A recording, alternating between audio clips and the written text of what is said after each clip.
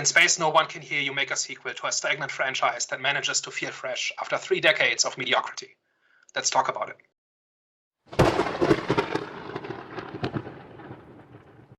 Hello, everyone. Welcome back. We are back. The Eye of the Storm podcast. I'm really looking forward to today's discussion, but before we even get into that, let's just give you guys movie recommendations. Guys, best recent thing, please quickly, because I'm waiting for this one. So I just got onto The Emperor of Ocean Park, and although it's like my best recent thing watch, I'm not going to say it's like amazing television. It's a TV series. I'm not going to say it's like amazing television, but it's just like a good watch. So it's based on, you know, this guy who they call the judge, and he was like kind of like pushing to be a judge in the Supreme Court. Then there's this like whole controversy that happened, and then when you pick it up in present day, he's had a heart attack, but the heart attack is suspicious. And then it's just about following his kids in terms of like them trying to sort of like uncover this mystery, trying to sort of like kind of uncover what's happened to their father. And you get like, you know, really good like sort of flashbacks, sort of kind of like seeing or like kind of like unraveling part of the story and part of like the issues that the father was like kind of going through in terms of like trying to be a Supreme Court judge and stuff like that. So it's cool. It's good. I would say it's just like good television, which I kind of like just like put on in the background while I'm just like having dinner or whatever. So that's my best recent thing watched. So my best recent thing this week was a bit of a challenge. I kept watching really mediocre horror movies that started out promising and just didn't go anywhere. And then I gave the Frasier revival from last year a shot. So Frasier is one of my favorite sitcoms of all time. It's just a wonderful show with wonderful writing and acting and everything. And they made one of those revivals 20 years later that have not had a good track record. And so I was kind of putting it off a little bit, kind of dreading it, but then I just gave it a chance because I had a free half hour and just wanted to check out the first episode to see if it was better than stuff like that 90s show. Like one of those revivals that kind of cashes in on a name from 20 years ago, but completely misses the point. It completely loses all charm of the original and that made the original work. And Frasier is not that. Frasier starts off a little bit weak and a little bit cheap. It's got that streaming sitcom problem of terrible acting, terrible editing, cheap production values, but it's got pretty decent writing. Like it's not Frasier at its peak, but it preserves what was good about Frasier, which was this pretentious psychiatrist who keeps trying to fit in high society and it never really works out for him. While at the same time, the story kind of perfects the hilarious misunderstanding, where in the main character's pursuit of status and approval from his peers, he keeps getting dragged into these increasingly convoluted lies and deceptions and schemes until it all blows up at the end of the 22 minutes. And this manages to preserve that and kind of continue that idea, while at the same time updating it and making it a plot point that it's 20 years later. And he's at a different stage in his career, and his son is now grown up, and there are parallels to the original show. So in the original show, he was kind of in his 40s, and his retired father had moved in with him, which was kind of cramping his style. And now his son in his 30s moves in with him when he's in his 60s, and it's a similar dynamic but different. And they managed to kind of honor the original while actually moving forward. And they strike that balance really well, and it actually gets better over time. So the first couple of episodes are pretty hokey, and I kind of tolerated them. But as time went on, I found myself enjoying more and more. And before I knew it, I was actually laughing out loud. So if you like sitcoms, first of all, check out the original Frasier, but the 2023 Frasier is actually really good as well. Well, for me, I rewatched Dracula Untold. By the way, I remember when I first watched it, I was pretty disappointed that they were going to do a second one. But for people who don't know what it is, pretty much a medieval prince turns himself into a vampire in order to protect his family and his kingdom from the invading Turks. And yeah, this is a great watch, man. I don't know why people didn't like this film, but for me, it just felt refreshing watching like a vampire film, which wasn't like Twilight, if that makes sense. Because I actually did enjoy Twilight. Not a lot of people would admit that, but I enjoyed Twilight. But I think after Twilight, there was a lot of vampire films which were just, it was very light and it wasn't as dark and gory as it should be. I think it was very like a lot of the times very the romance aspect that was themed that was kind of incorporated into vampire movies since then. But they've been defanged. Yeah, exactly. Yeah, this one just felt gory, just felt dark, and it was a good watch. I definitely liked what they did with the vampire powers, especially how they manipulate, like how there was a scene where he manipulated the bats and he used that obviously to go against the Turks. It was a scene that was amazing. But yeah, overall, a very good watch for me personally. The way that it ended, it should have been a second film, but I did some research and I think it was something to do with the agreed production budget. I think it as well had to do something with the reaction to it as well, which wasn't great, but I think it was very successful, was it? box office sales, it did all right. I think it was 217 mil. I think the budget was less than 100, so it did pretty good. Yeah, I like a good monstrous vampire. And those have been in short supply over the last 20 years.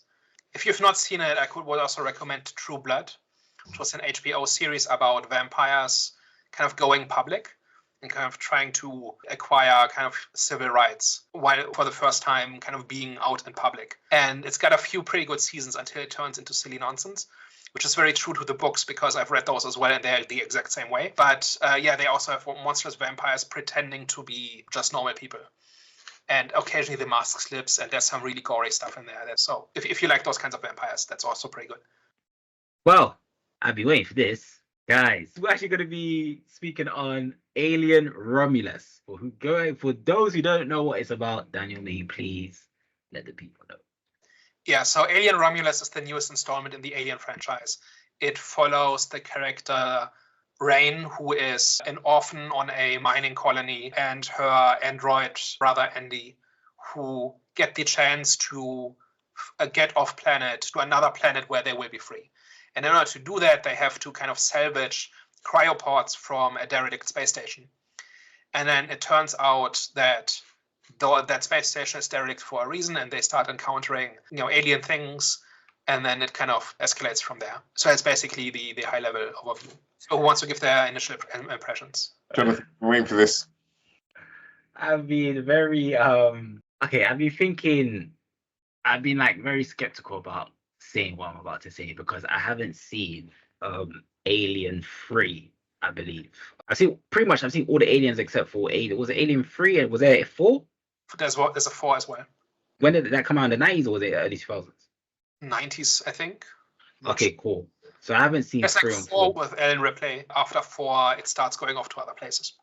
Okay, cool. I've seen all of the other ones that go to other places, but I haven't seen 3 and 4. So that's what I was thinking. Like, I was very skeptical to say what I'm about to say, but I'm going to say it anyways because a lot of the time, a lot of people saying 3 and 4 isn't that good. I know you mentioned that before as well. You said ignore those ones. Cool. Alien Romulus, the best film in the franchise. Now people are going to say, oh, Alien Romulus, all it is was a melange of aliens and maybe 3 and 4, which I haven't seen. Cool. But for me personally, I don't get twisted. I enjoyed Alien, I enjoyed Aliens. You can even go check our past discussions on it. But for me personally, this film is top 10 films of all time for me.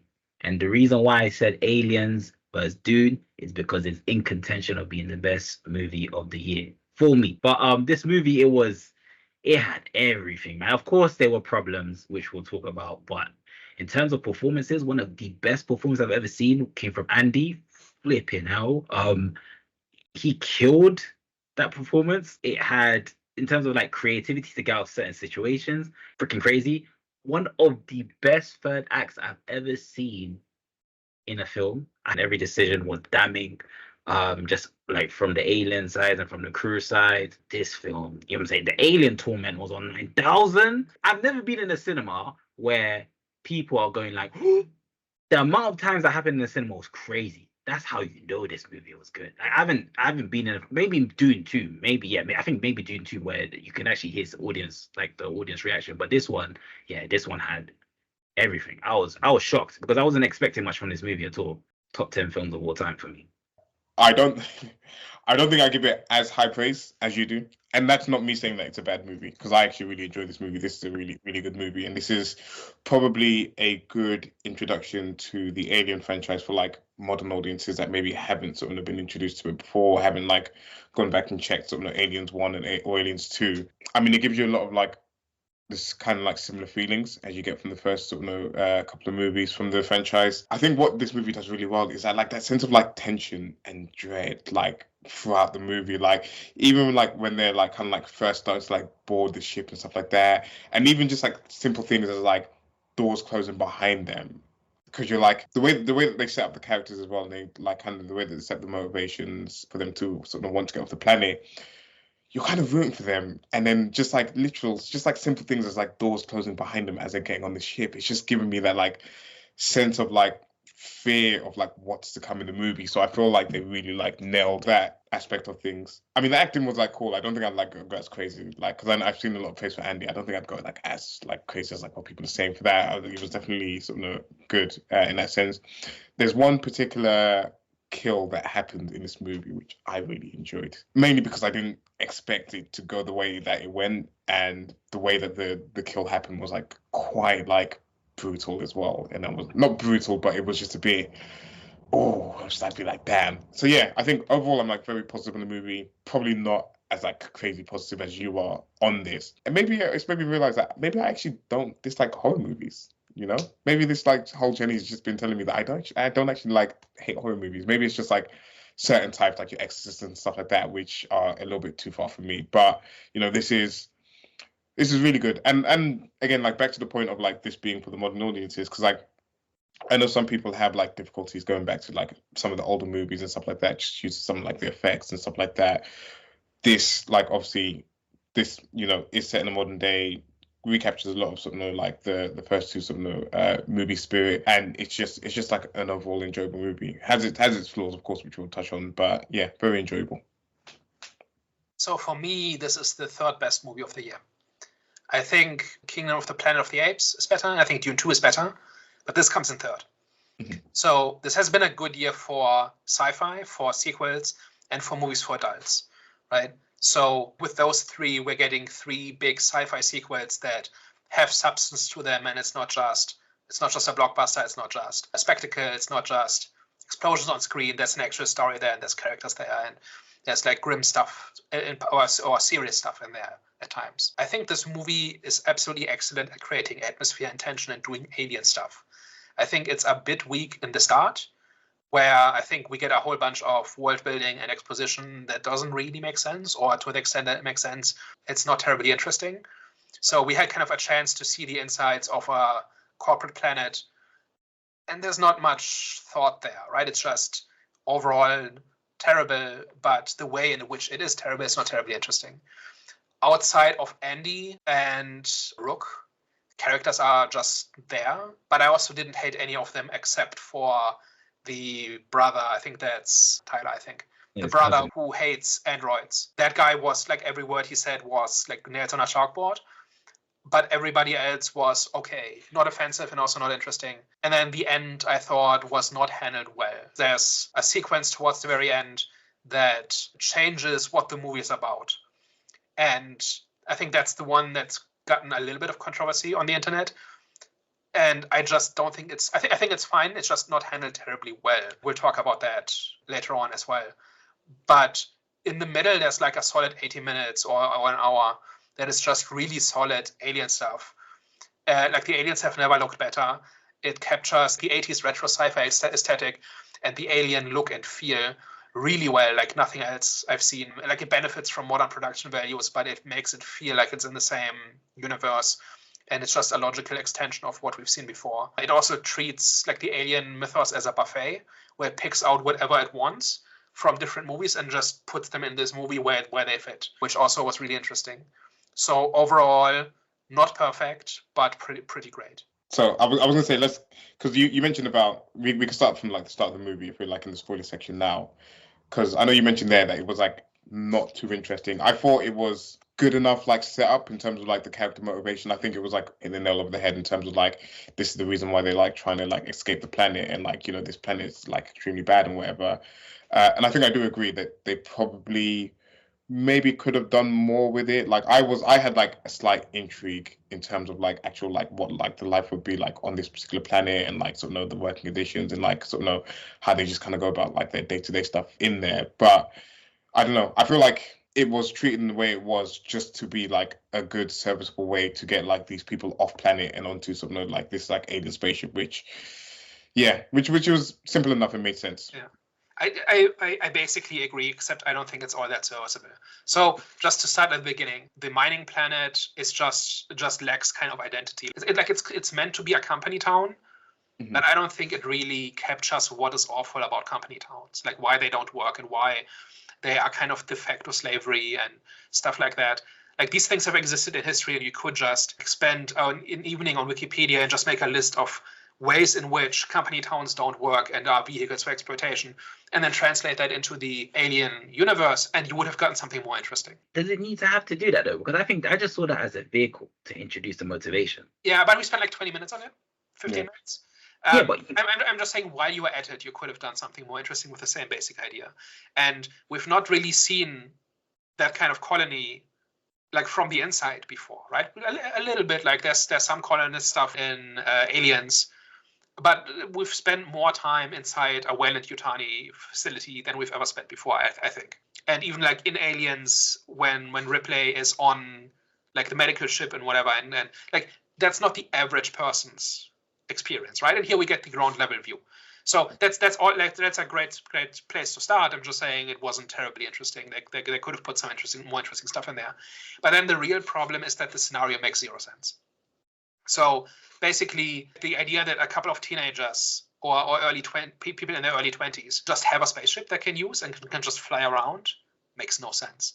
Like if they're so impoverished and the control of the company is so complete, why can't they do this? And I think that's an active conflict with the setting that's been set up before. And then also the idea that there's just a space station with expensive gear just floating in orbit and nobody has taken a look. Like there's no corporate security. Nobody's interested.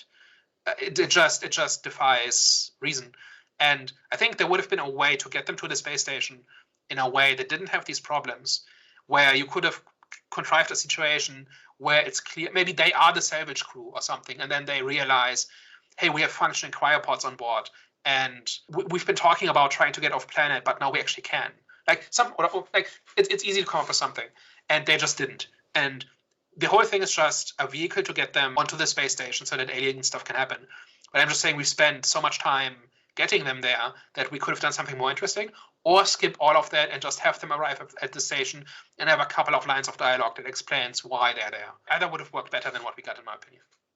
I agree with that. I do agree that didn't fully make sense. But I do think in terms of like the first year, I did think it was a bit slow, but at the same time, it was like a great way of just introducing the whole character motivation, because it was like this, especially like the introduction of Andy and then finding out that Andy wouldn't be able to get onto the was it a planet that they were trying to get to?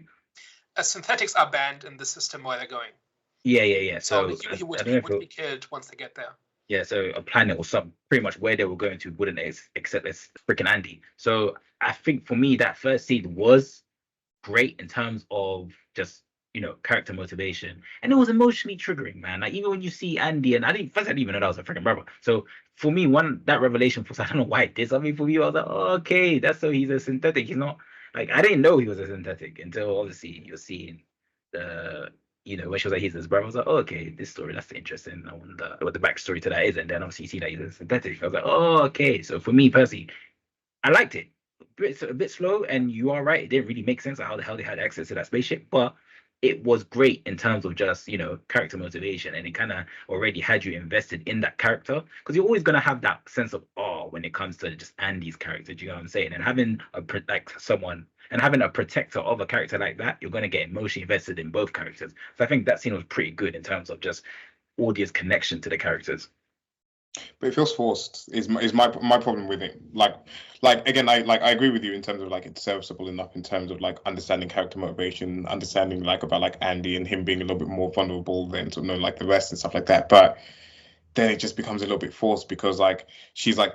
It doesn't really make sense why she's had to like leave him outside when she's kind of like going to speak to the woman that I can't remember what like the conversation was about, but like when she was like trying to like say that she's worked up her time, essentially didn't quite make sense why she left Andy outside, apart from the fact that he just needs to get jumped by a group of kids for the audience to like feel sorry for him. I kind of like in between both of you, where it could have been done a lot better in terms of like it informing the character motivation. Like this is like essentially like the spark that's going to set her on like her journey essentially, and her friends. But they did just about enough for you to be like, okay, I understand what's going on and what like the story is. Okay, like now let's get to the space station.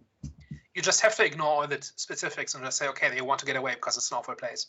Mhm. And they can only do that with the equipment that's on the space station. Yeah. That's all that matters. Everything else is detail. And if the detail is not terribly interesting, why do it? And I didn't time it, but it's probably over 20 minutes until we get to the space station. And all of that could have been cut. Like maybe have just a scene where they're approaching the station and we get the character introductions as they're waiting for the docking sequence to finish or something, right? It just wasn't necessary, and given that it wasn't necessary, it should be good. But that's pretty minor, right? That is 20 minutes out of the movie. Yeah. And the real point of the movie is they're exploring the station and they're encountering the xenomorphs, and they just keep getting into these increasingly awful situations. I don't want to seem argumentative, right? But guys, think about it. This film is a sequel and a prequel. So they had to add something. Like in terms of what you said, Herbie, in terms of why would leave outside, I think that's just kind of getting into the semantics. It's like sometimes you go to you go shopping, and sometimes your mom or your sister will go into the shop while you wait outside. Do you know what I'm saying? I don't really think there's like a big deal in that. You know what I'm saying? But she says she can't take Andy inside. Huh? Like androids are not allowed inside. So okay. So then that's Exactly. I didn't even remember that, but then that's the reason then. Yeah, but that introduces a detail of like why is that there? Why is that a rule? Why But can't that detail androids was- company people? Yeah, but that deal was then later amplified when obviously who was it? Thing's brother, the cousin revealed that synthetics couldn't get into where they're going, so it still followed along. It was cohesive. Yeah, I mean, it's not like it doesn't make sense. It's more like, why are you spending time on this? Mhm. And it's only there so that some youths can beat up Andy. To reveal that he was a synthetic, I had no idea he was a freaking robot. But Yeah. anyways, this is it. Cool. It's But not just important. It's more like, how did this survive the first draft? Is my question. But that's not that, like, it doesn't ruin the movie. It's more like, well, I imagine on rewatch, I don't know if I will actually fast forward through the first 20 minutes, but probably when I will rewatch this, I'd start paying attention when they get onto the station. Mhm. Because that's when the movie starts. Yeah, but for me, I think that the first 20 minutes was needed. Because like I said, this is like there's a prequel and a sequel, so it's just in between that time. So it's like there had to be some sort of a difference from Alien and Aliens, and it was that. Do you know what I'm saying? Because if they just went straight to the spaceship, they introduced it briefly, where the environment, and then they went straight to the spaceship, then you could low-key say, this is like it's pretty much Alien and Aliens mixed in one, which a lot of people are going to argue. It also takes ideas from Alien 4, and it takes ideas from Prometheus as well. Yeah. So a lot of people are going to argue. This is my next question as well. I think people are going to argue and say that this wasn't revolutionary when it comes to the whole like Alien franchise. So do you agree with that, firstly? And if so, what should they have done? I don't think it revolutionizes the franchise. I think it kind of brings it back to form, right? Because this basically, you can ignore everything after Aliens and still watch this movie. You can even watch this right after Alien, right? So there's like, it takes ideas from the other movies, but you don't need to have seen them to get this movie. And it's like a do-over, right? It's kind of like an attempt to reboot the franchise. And I think the idea here was, if this works out, we can make sequels to Romulus, and we can kind of ignore the movies that are not as well liked. And I think it does that really well. And in addition to that, it just tells I think I've seen this compared to Force Awakens, in the sense that, yeah. I was literally on, like, I was going to say that in terms of like how like similar it feels to something like kind of like what's come before, in terms of like why I had in my mind when I was like comparing it would have been like the Force Awakens, where it's just like doing stuff that you're sort of like familiar with, and that you like, and like they know the audience is going to be pleased with it, and it's just a kind of a good way to then set up more to come afterwards, essentially, was what I was going to say. And then build goodwill towards what comes after. Yeah. Right, so Force Awakens largely was about showing people, actually, yes, you can have fun with Star Wars again, and this tells to the audience, yes, there is life in the franchise still. Like, the last couple of movies were kind of dragged down with not great writing and kind of heavy ideas that were not all that interesting, at least to me and to a bunch of other people. And this one is just a haunted house movie, right? Where they're like people are in an enclosed location, and there's a monster and awful things happen. And that's all you need to enjoy this movie. And then if you've seen the other movies, there's more to it. Like you start recognizing stuff in the background and the technology and the illusions that people make in dialogue, stuff like that. But it just works on its own. Like I don't think you even need to have seen Alien and Aliens to get this. Maybe a little bit, but there's not much in the plot that requires this, right? So I think this is kind of a do-over, and this is kind of an attempt to salvage the franchise. And then if it works, which it looks like it is, then you can keep going from there, right? But at the same time, it's also very self-contained. It doesn't spend a whole lot of time setting stuff up, right? Like it's not like the stuff it introduces in the last act is something that is just sequel bait, right? It works on its own. Like if they never make another Alien movie, it will still work. But I imagine they will build on those concepts depending on how people react to it. And I think that's the exact right way to do it. I'll say, Jonathan, we don't want to be like overly negative about this movie. So tell us what you loved about it. Why is this your top 10 movies of all time? Oh yeah, just to be clear before you go on. I think this is an excellent movie. I just think it's got a weak beginning, and then everything else is wonderful. Besides Act 3, I think it just ticked all my boxes. Firstly, I was emotionally engaged with the story. I think the motivation for the characters was strong and it was heartfelt, especially between Andy and Ray. And I was kind of she is basically Ripley, right? Yeah, pretty much. Pretty much. We're gonna get into that later. I was gonna say and Ripley versus Rain. But anyways, but in terms of I was kind of excited to find out how that would transpire in terms of what's gonna actually happen between them two and the decisions that they're both going to make. Because it seems like they're both it was a setup for that. They were both going to make a decision. How is Andy going to respond to this, and how is Rain still gonna is she still going to go with her decision to pretty much leave him? So that was well done for me. In terms of what did they refer the alien, the little crawly thing? Those are the facehuggers. Yeah. I loved how they were used in that scene.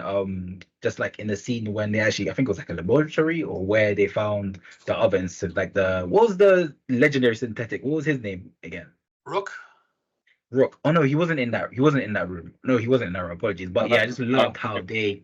Yeah, that's when they were trying to get the fuel for the cryopods. Yeah. They get the fuel from the cryo fuel, and they get stuck, and then they update Andy with the programming chip, and he takes a minute to reboot, and during the time the facehuggers attack. This is a wonderful sequence. I just love how they utilize those little monster things in that scene. I think obviously in the other Alien movies we see them and their presence is felt, but I think in this one they were used heavily, even though they weren't they were used throughout the movie, but it wasn't overbearing. It was just used just right and used very creatively, especially the scene where they were actually even underwater. That was scary in itself, and the scene where I think it's the first time we actually saw the penis whatever. The tube. Like that scene where they rescue Navarro and they pull the facehugger off, and that tube just keeps going, and you can imagine just how terrible it is to have that thing on your face. I think that was one of the first times we actually seen that. You know what I'm saying? So I was like, wow. And it was just, bro, it was gripping, it was thrilling, it was freaking emotionally triggering. I didn't mean that for that to rhyme, but guys, honestly, that's why I'm a bit shocked. How I'm not disappointed, but I'm shocked that you guys aren't taking it the way that I'm taking it. Because even let's get freaking Act 3, firstly, freaking amazing, especially what they did with the alien acid. Sometimes I think in terms of the alien acid, I will agree. Sometimes the physics behind it, the alien splatter, was ignored sometimes because when you do shoot it in the face, you've seen from all the other movies how effective it can be or how dangerous it can be. So I think the scene at when Rain was shooting them at the end, and they obviously didn't manipulate gravity. In that scene, it was a bit they ignored it a bit. Right, even though the alien was quite far away from her, but still, she was literally shooting them in the face. And I was you would have expected at least for them to at least dodge the acid splatter, but still, just that scene when they were manipulating gravity and then they were maneuvering the alien, the acid splatter, never seen that before. I was that is freaking amazing. And then the scene with the sister where she was giving birth to the alien, and then you saw a bit of the the egg, and you see that it's human. I was wait, what the hell? Firstly, the sister, I actually kind of liked her character as well, because she was making like decisions which was pretty much foreshadowing her future, because those are very damning decisions. If there's a pregnancy in an alien movie, you know where that goes. Yeah. Do you get what I'm saying? And actually seeing that it was a like alien baby, I was like, whoa. And then when you actually saw it, that's when the audience went freaking crazy. I didn't expect it, but people said, of course, you should have expected it. Well, not should have, but obviously you're Prometheus. And I don't fully remember Prometheus. So when people were referring to Prometheus, I was like, oh. So I was trying to remember what the hell happened in Prometheus. So I'm going to watch it again. But I actually like Prometheus. But yeah, a lot of people were saying, oh, I don't know why everyone was so surprised, because, you know, this is kind of shown in Prometheus or not, whatever. But still, just his whole aura. I don't know if it was a girl or a boy, but that half alien, half human's whole aura and just the look of it. And it was just, bro, the first time I was like, what the hell? I didn't expect it. The audience didn't expect it. Bro, like I said, Act 3 for me, one of the best acts I've ever seen. And another issue that I did have as well was like character reactions to certain situations. Like when Andy didn't open the door for the sister, the way that they reacted in that moment was great, especially when she slapped him. I was like, damn. But then afterwards, it felt like they kind of moved past it. I was like, my guy, like your sister just died.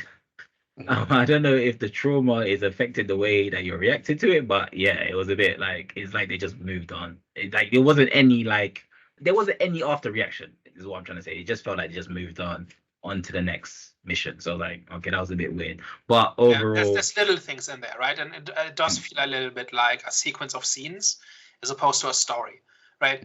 Because it's basically, it feels a bit like the way they wrote this movie was to make a list of cool ideas for taking things from the alien mythos that everybody knows, like the facehuggers and the acid blood and I don't know what it is, like this black goo from Prometheus. And what cool scene can we do with this?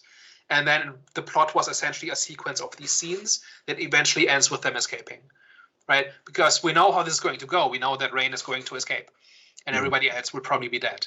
And it was a coin flip whether Andy would make it. But that is kind of the gist of the movie, that it's like the middle sequence is very much a sequence of steps that is basically a showcase for cool ideas people had about what to do with alien stuff. And I think all of these scenes are really cool. Like my favorite might be the thing about the acid in Zero Gravity, where they're kind of maneuvering around the acid and they have a certain amount of time before the gravity generators kick in again. That's just a cool scene. Also, we kind of predicted something that they did in this movie, where in our Aliens movie we said the main benefit of the flamethrowers is probably that the alien recognizes it as a weapon and probably won't charge somebody with a weapon. And in this movie, that's a plot point, where they can't use the weapons because of the acid, but having the weapons makes the aliens back off. And it works until it doesn't. So that was kind of neat. That again, where the aliens are being shown as smart. They're not people, but they're smarter than animals, and they're smart enough that you can trick them. Mm-hmm. Did you guys feel like? Because I felt like the aliens in this one was like way smarter than the aliens that we've seen in the other movies. I think that they are scarier than they've ever been, and they are also very slow, right? Like a lot of the time, they are not really. Like a lot of the time they kind of stand there menacingly. I think they act in more deliberate ways than they have in the past, maybe.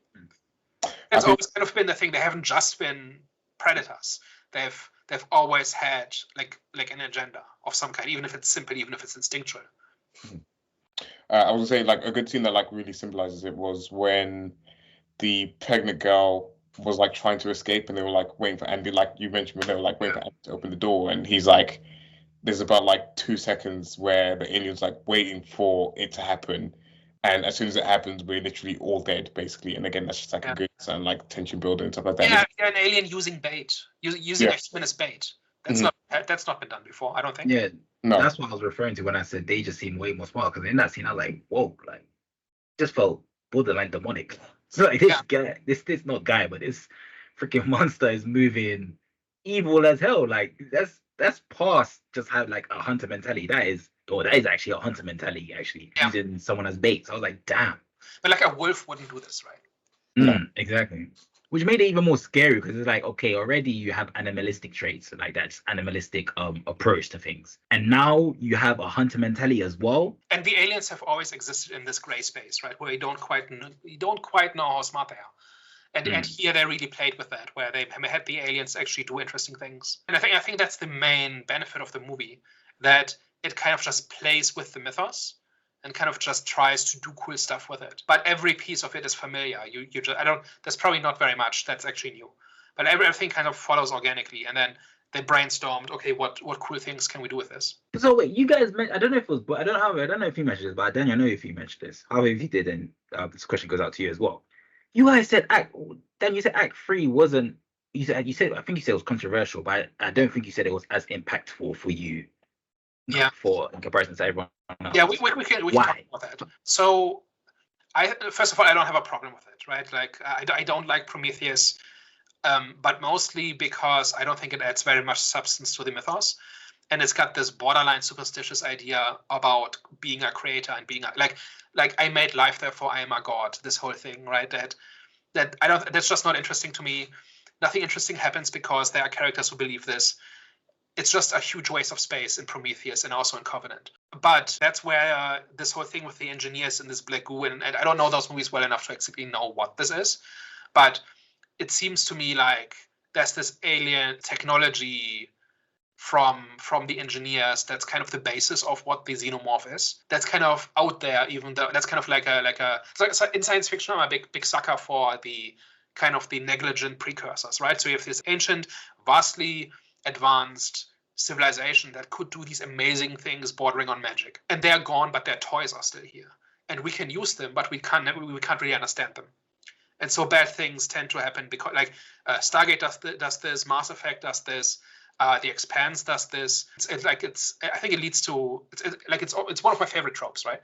And so I'm okay with this kind of bio weapon kind of thing still being around from the engineers, and they knew what it was, but we don't really, and we've discovered it and we're starting to study it. That's all great.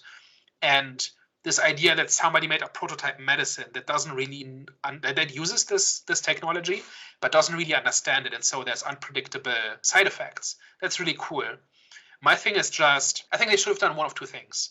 Either it gets introduced in the third act but not really used, so we don't spend too much time on it, or we make it the plot, right, where somebody uses the medicine as a last resort and then there are unintended consequences, and then the plot is about what now, or how do we deal with this.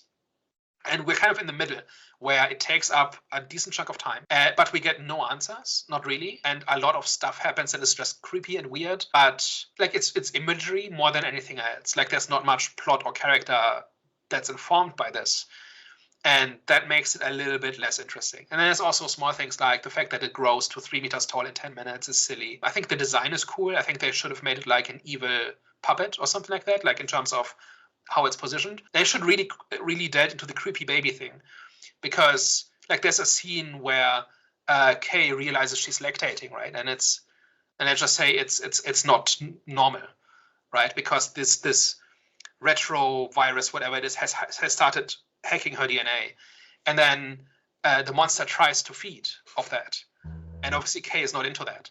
Right? There's really creepy, weird stuff going on. Like that's been in Alien from the beginning. And that's all really cool, but it kind of stays at imagery where we don't spend enough time on it to actually develop it, but we spend too much time on it for it to just be there.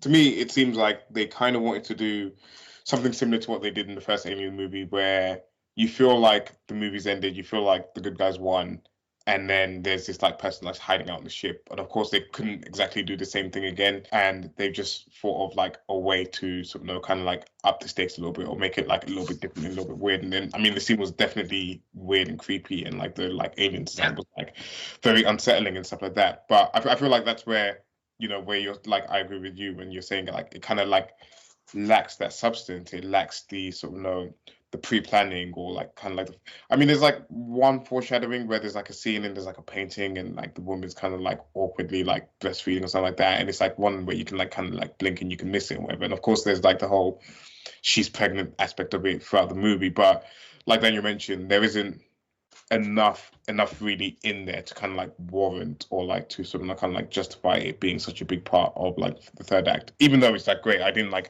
hate it, and like completely enjoyed how unsettling it was like seeing that. But yeah, And it absolutely could have been if the entire second half of the movie had been that, right?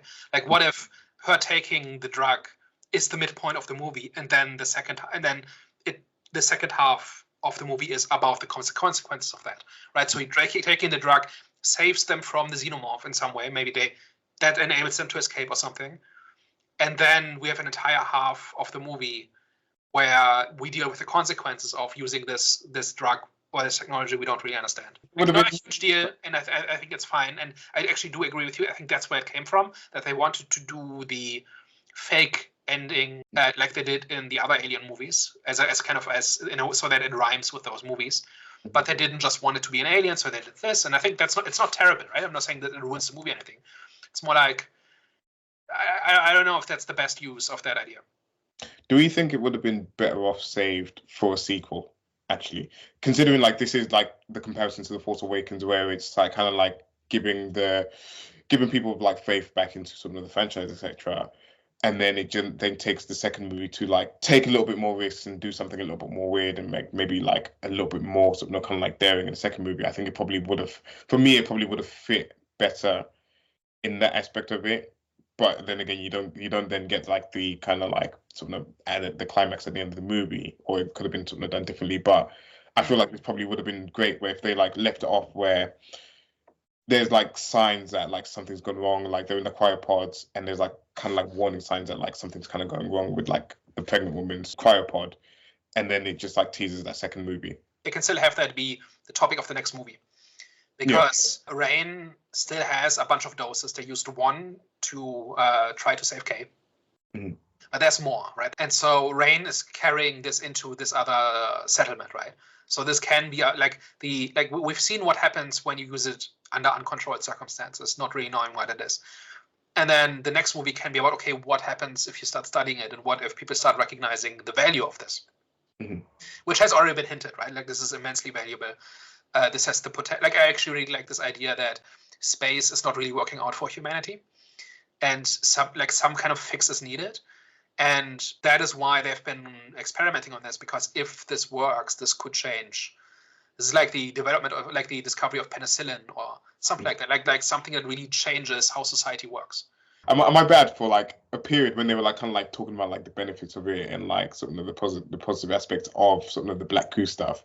Am I bad to think that, oh, I kind of like understand why the company, I've got like these people like kind of like working in the mines and stuff like that, or like why the company are like taking the risks that they're taking in this movie to kind of like push like sort of humanity forward, essentially. I think if they maybe like leaned into that a little bit more in terms of like that kind of like the morally grey aspect of it, it probably would have worked a little bit better. But there was a period in the movie where I was like, maybe the company's not really that bad. They are bad, but they're not that bad. Yeah. I mean, I generally think Weyland-Yutani is cartoonishly evil. And I think they can make trillions from a drug that makes space colonization feasible. And that's why they do it. Yeah. Right. And it was only a couple of lines, but they did justify what the upside of this is. And that is why people thought this was worth this risk. Yeah. And then because we've seen alien movies before, we know that actually it will blow up in your face. Yeah. But they don't know that. For me, I think it was needed, because if it wasn't put in the film, then it pretty much would have just been another alien film. People could have argued that this is pretty much. And this has happened before. Like, Alien 4 is about people trying to study the xenomorph and use it like to commercially exploit it. And it also then gets out of hand and stuff like that. So this is not a new idea exactly, but it's like a second attempt at this idea. So it's like they're trying to incorporate. It's not that they're trying to. They did try to incorporate all like different aspects in different alien movies all into one, while adding a bit of the director's vision, or the director's writer's vision in terms of like the whole syringe thing and like just its importance and obviously its added value and what if it has any value. And I think, I think this film was kind of like filled with glimpses, because you can argue and say there was a lot for them. They tried to do too much, right?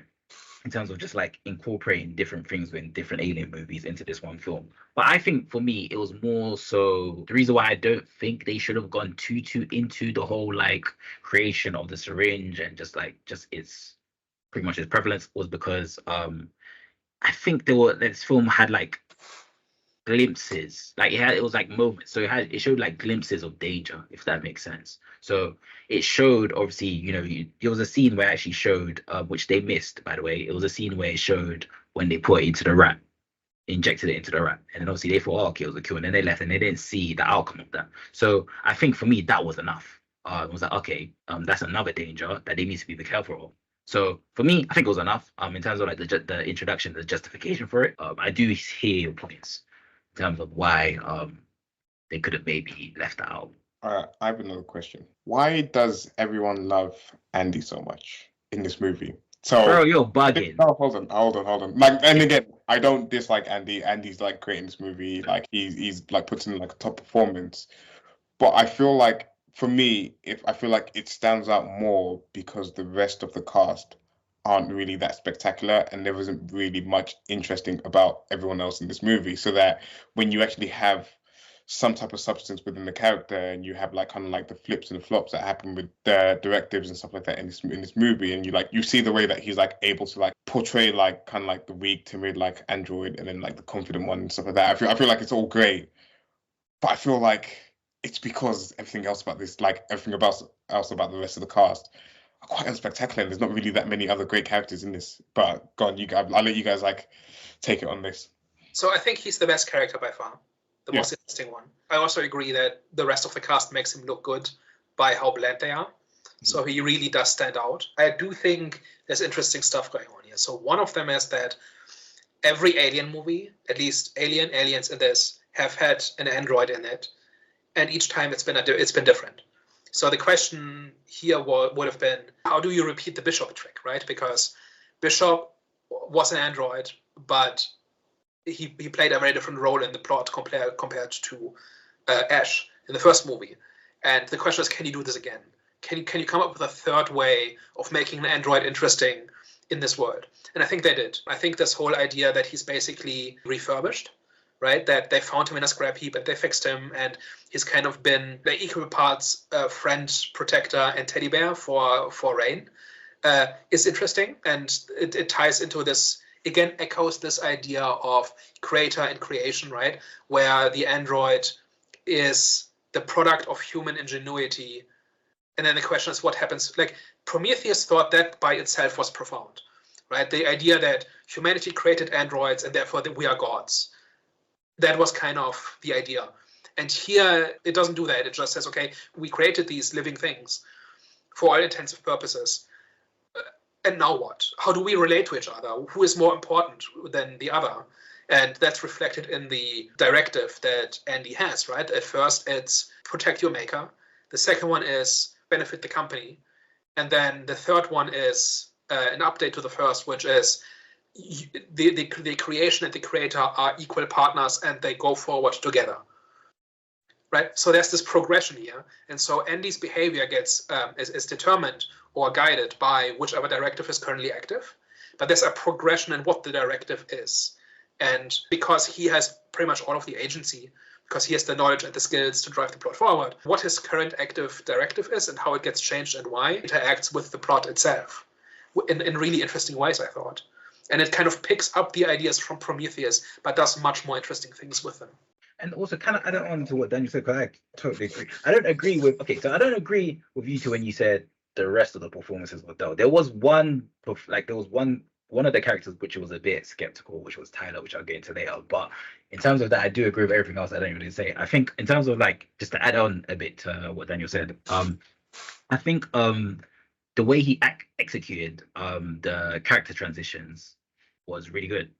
Because firstly, his character transitions were justified. So first, he starts off as someone that's pretty much confused, and his like Daniel says, his mission in that one is just pretty much to protect Rain. And then you see doubt, and then transitions into someone now that has a bit of doubt. Well, he transitions to someone that has a bit of doubt once he's introduced to what's his name, Rook, and then he transitions again to someone who now has a different mission, who's pretty much to make sure that the alien doesn't leave at all costs. And you could kind of say that is justified, and you could kind of be rooting for that transition because the way that the other crew members were treating him, mainly Tyler's cousin, but the way even Tyler was reacting to his cousin in terms of like how he was trying to stop him. It wasn't even really. It seemed like he was kind of like on his side, because we did find out why. Obviously, Tyler's cousin was pretty much terrible to him, because obviously, his past with synthetics, but still. So just for me personally, it's just like the way that he executed his character transitions is what made his performance amazing. In terms of the other characters, I think it wasn't bad. It's like I said, Tyler's one was a bit iffy, because like I said, the way that he was responding to his cousin, and just the way that he was in those scenes where his cousin was treating the synthetic horribly, was weird, because he knew that if pretty much he knew Rain was watching, right? So if pretty much like Rain needed to be on board in order for Andy to be on board. So it's like he wasn't taking any action to stop his cousin from treating him badly. He was just like, oh, stop it, just leave him alone. Like, it was like, okay, that performance there was a bit skeptical. Like, there wasn't really any like assertiveness behind his character. But the rest of them, I think they all had their own personalities. Like, one was very like laid back. You could tell one was laid back and smart, which was Tyler's cousin. The other one was pregnant, so she had that kind of like motherly nature about her. The cousin, he did his job. He was just freaking angry, annoying. I think they're all fine. It's more like not terribly interesting, and they're kind of flat, and they don't really have anything going on other than their major personality trait. Like, one of them hates synthetics, another one is spiritual, another one is pregnant. Like, that is about it. And in that, Andy stands out as being this new, like, playing three characters at the same time that are kind of the same person, but also not, in really nuanced ways. And also, one other thing that I really found interesting in this is that we get into android morality, because we have two androids interacting, which is not the first time. Like, that happened in Covenant 2, where the two different androids also interacted. But a lot of time here is spent on that, right? Where two different types of androids interact with each other, and we see their reasoning and we see their morality, and it's not human morality. And that ties again into this idea of creator and creation, right? Because humanity has created something that looks like us, but it is not us, right? The androids do not think the way we think. They don't value the same things. And it goes beyond their programming, right? So that is echoed in the scene where Kay is behind the locked door and they can't open it, and Andy refuses to open it because that would let the xenomorph in. And a human would be destroyed by this, and to him the logic is clear. And as a dispassionate observer, as part of the audience, you can also see the logic of this, and you also can see how inhuman it is. But to Andy, he doesn't even understand why humans are so bent out of shape. As far as he's concerned, he just saved two of them. He saved two lives. And why are people upset about this? Which then echoes this thing about the father of, what was it, Tyler and Björn, right? Where an android closed up an airlock, and that killed 4 people but saved 12. And the androids thought that was a win, right? So these things kind of reinforce each other. And then you have the scene between Rook and Andy, where they basically say we can't trust the humans because they're too emotional and they're too irrational. They've evolved the psychology that doesn't serve them, but we are better than that. And so we have to take action, and we are responsible for making this work. Otherwise, disaster will happen. And it makes sense, is the cool thing, right? This is not just an android being weird or being like a caricature of logic or something. Like, this actually makes sense. And for that reason, I think that's why I think Andy is such an awesome character. And it's also just a little add. I think the other characters serve this is probably the most faithful adaptation of the trolley dilemma I've ever seen. It's like a thought experiment from philosophy, where you basically say, imagine there's a track and a trolley is running down the track, and there is somebody stuck to the tracks further down, and you have the ability to throw a lever and divert the trolley so that it will go somewhere else. And there are like different versions of this, where do you have a responsibility to do this in order to save somebody, even though you don't know them? Or can you cause the death of one person if it means saving 3 people? And doesn't matter who those 3 people are. It doesn't matter, like that's kind of a thought experiment of like what the logic of morality is, right? Mm-hmm. And that plays out, like that is never referenced directly, but it plays out in the scene with the door, right? Because from a purely logical standpoint, sacrificing one person to save 2 is good, because if everybody's worth the same, then saving 2 people is better than saving 1. And but our human brain doesn't like that idea. It doesn't like the idea that there's such a thing as an acceptable sacrifice, right? And so this is where logic and morality are kind of at odds with each other. And that is like, depending on how the situation plays out, can be an interesting dilemma where you have to kind of sometimes think through, okay, what is actually the right thing to do? And Andy is approaching this idea, and Rook as well, from a completely different standpoint than a human, right? So I think there's cool stuff going on. I think it's the most interesting part of the movie, because that's where characters do interesting things for interesting reasons, and it drives the plot forward, and it's grounded in who they are as people, and it's grounded in the themes of survival and compassion and this whole idea of having created something that you can't control or that does things that you didn't intend, right? And that's both the drug that was created for a specific purpose, and it does that, and that it's an effective medicine, but it also has this horrible side effect. And then there's the androids who start doing their own thing for their own reason, and that is humanity's creation that has developed a life of its own and is no longer controllable. And that then again rhymes with the xenomorph that creates things using humans in horrible ways, right? So it all kind of orbits the same topic, right? And I think this movie does it more interestingly than other movies like Prometheus have done, where actually interesting situations happen and decisions are made because of these factors. I actually agree, and that's well said. Well said. I got a question. Is this the best Alien movie out of the whole franchise? I think Aliens is stronger because of Ripley's character. I think character is the weak, outside of Andy, character is the weak part of this. Like, Rain is a complete cipher. She's a very simple character, and that's fine. Like, characters can be simple like this. But she doesn't have anything terribly interesting going on. She drives the plot forward big because of what she wants to accomplish. But she doesn't do anything interesting. And I don't care to see her again. Like, I don't mind if she's in the next movie, but there's nothing about Rain that makes me want to see more of her. Whereas I actually like Ellen Ripley, right? Ellen Ripley does interesting things in interesting ways as part of this journey that the movies put her on. And the same can't really be said for this one. But then again, it does alien stuff like at a higher quality than ever before. It's better on that level than Aliens, just because it was made 40 years later, right? But it uses, this movie uses its technology and the technology that's available and the tools that are available really effectively to kind of reimagine this imagery and this mythos and make it look better than it ever has before. If you're there for the aesthetics, then I think this is the best Alien movie. Yeah. And I also think Prometheus and Covenant look pretty for the most part, but this one is on another level. I was gonna say there was some really good shots in this movie.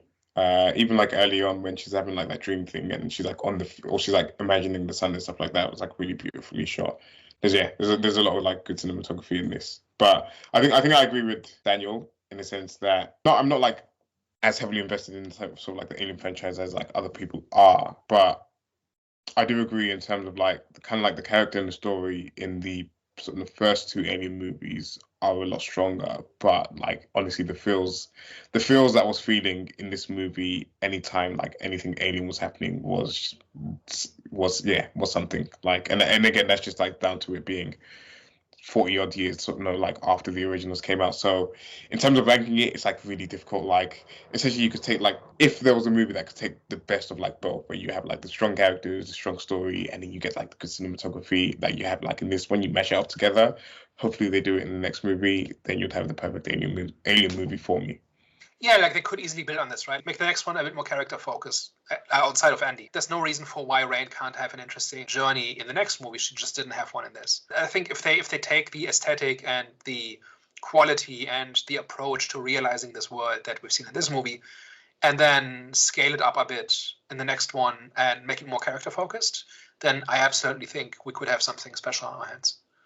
For me, personally, I kind of enjoyed, which is actually very not rare, but it's not really something I'd say. But for some reason, I kind of enjoyed the simple portrayal of her character, because it was open, it is open to growth for her in the upcoming movies.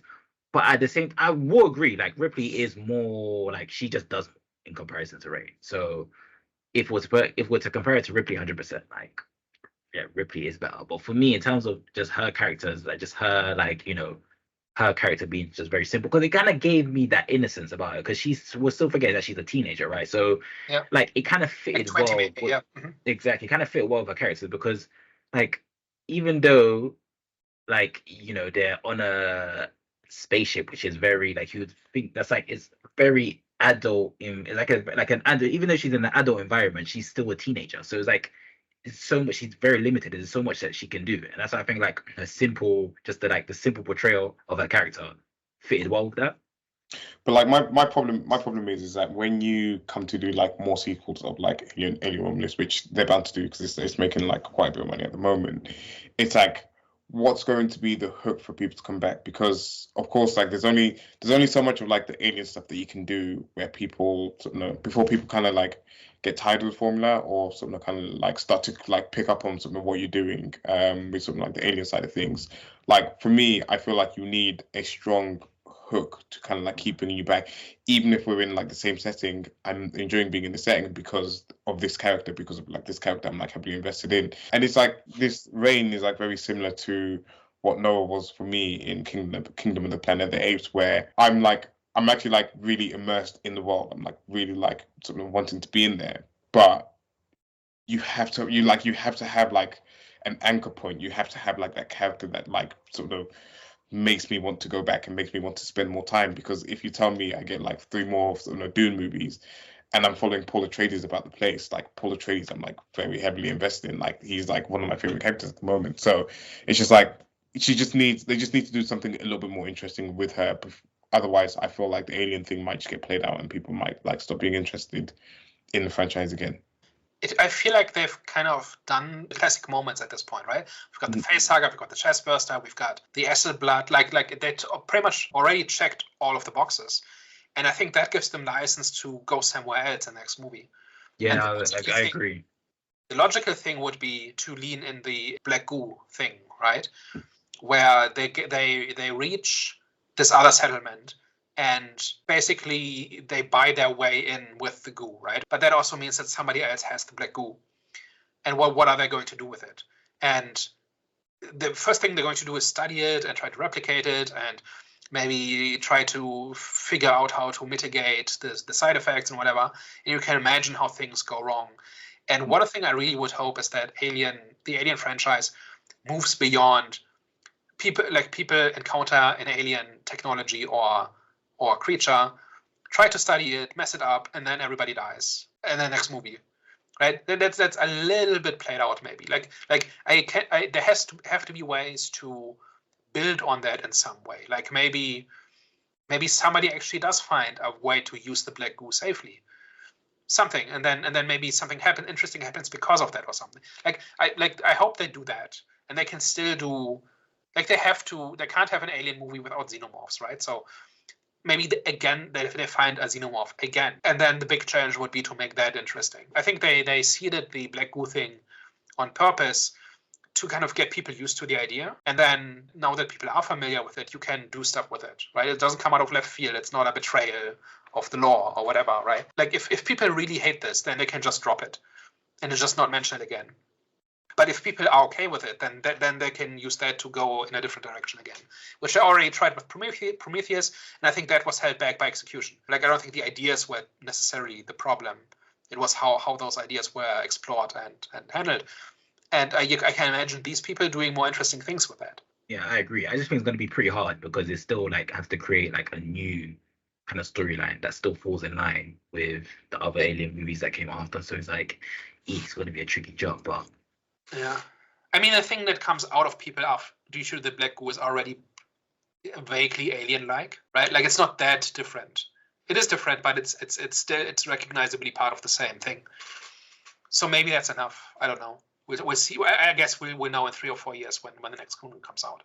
Overall, like last impressions, this was a good addition to the Alien franchise. I think it does a lot of things really well. I think it really gives good feels on the alien side of things. Of course, maybe slightly lacking in sort of like the story aspect, or like there's like questionable things that happen, but for me it's not too distracting, where I didn't enjoy the movie. I still also not enjoyed it quite a lot. There was the brutal killing that it's not brutal, but the killing that I enjoyed the most was when the guy, I can't remember the guy, where he tried to stick the electrocution thing inside the pod that the alien was in, and it didn't work, and you just see this sadistic spitting of acid at the guy, and I was just that is just great. I enjoyed that a lot. And yeah, I think if they had a sequel, if there's more to come, I'm very much on board and eager to see which direction it goes next. So on that note, I would give this movie an 8 out of 10, even though it didn't have a strong story, but it was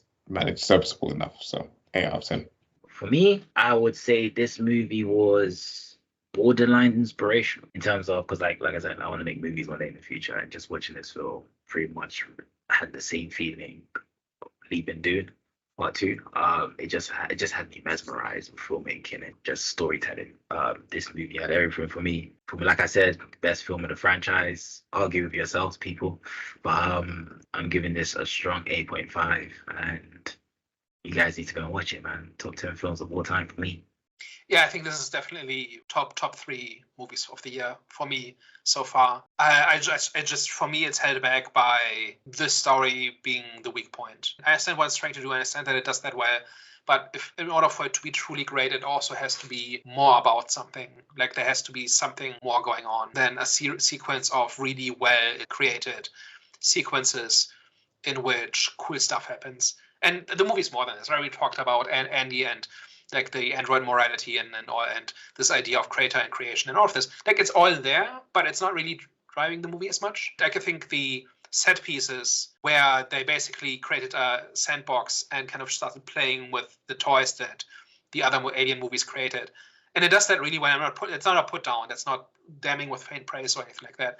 That stuff is really, really good. And that's the thrill of the movie. But in order to stay, it didn't stay with me like Dune 2 did, like Planet of the Apes did, because of the lack of emphasis on story. And for that reason, it's a 5 out of 7 for me. Really good, not perfect, not the best, but really good. And it makes me hopeful again for the Alien franchise, because it's one of those things where it's kind of been short on new ideas that actually work and are actually interesting. And this has stuff going on, right? And you can absolutely build something on this. I want them to do more like this. That's a resurgence for Predator Prey, and our resurgence for Alien because of Romulus. Yeah. This actually kind of also makes me a bit more optimistic for Predator movies, right? Because now, imagine a Predator versus Alien movie made by these people. Right? Damn. Right? I imagine they would do cool things with this. So just do it. I'm there. I'm gay, man. I'm excited now. Danny G. Yeah, I think we should end it off like that, guys. Thank you very much for tuning into today's discussion. Fede? Yeah, comment down below your thoughts. What did we catch? What did we miss? What did you love about the movie, or what did you not like about the movie? And of course, we're on the road to 100 subscribers. It means a humble 100 subscribers. So if you're enjoying the content, you're enjoying the discussions, you want to continue rocking with us, then hit the subscribe button, like, and of course, share with more people. Thank you very much for tuning into today's episode, like I said, and we will catch you next week. Au revoir. Ciao. Bye-bye.